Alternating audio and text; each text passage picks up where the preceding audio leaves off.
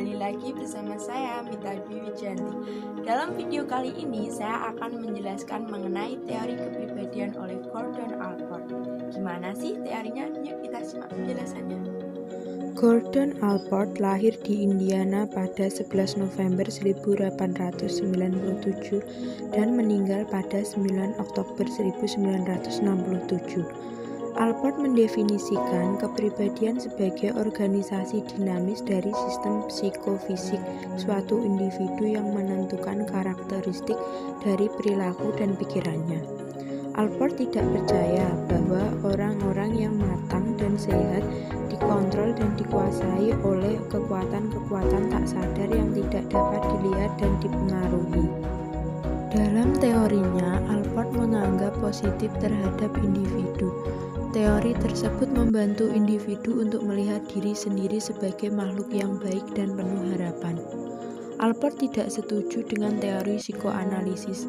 Dia meyakini bahwa manusia merupakan makhluk rasional yang digerakkan kesadaran oleh masa kini dan masa depan. Konsep utama teorinya adalah motivasi.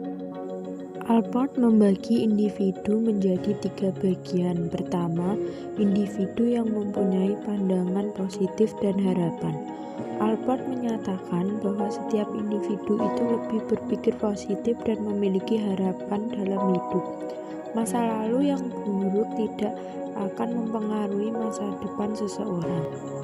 2. Individu adalah individu yang sehat.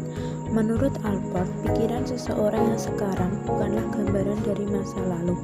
Berbeda dengan orang neurotis, yaitu orang yang beroperasi dalam pandangan dan pengalaman kanak-kanak. 3. Individu butuh motivasi untuk kesuksesan. Individu adalah makhluk sadar dan rasional yang berbuat berdasarkan pada apa yang diharapkan dapat tercapai. Motivasi merupakan hal yang paling mutlak dan dimiliki seseorang dalam sehari-hari. Struktur teori kepribadian Allport. 1. Traits. Kunci dalam mendefinisikan struktur teori kepribadian Gordon Allport. 2. Intensi. Istilah intensi menurut Allport adalah harapan atau keinginan untuk melakukan sesuatu. 3. Proprium, yaitu bagian sifat dalam kehidupan kita.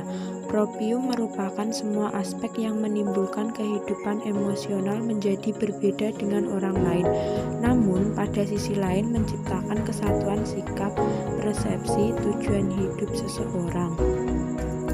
4. Motivasi. Ada 2 jenis motivasi, yaitu 1. Menolak masa lalu sebagai elemen penting motivasi. 2. Pentingnya proses kognitif sebagai dasar motivasi. Perkembangan dan pembentukan kepribadian. 1. Masa anak-anak. Masa ini dimulai dari masa nonatus dan menjadi awal perkembangan kepribadian anak. Pada masa ini, anak mulai melakukan gerakan refleks. Ekspresi emosi anak cenderung monoton dan akan mengalami perkembangan sesuai dengan masa yang akan dilewatinya. 2. Masa transformasi anak-anak. Pada masa ini, perkembangan kepribadian seseorang akan terlihat dari diferensiasi, integrasi, permatangan, belajar, kesadaran, harga diri, dan lain-lain. 3. Masa dewasa ditandai dengan mulai bisa memproyeksikan kebutuhannya, tidak hanya untuk masa sekarang, tetapi juga untuk masa yang akan datang.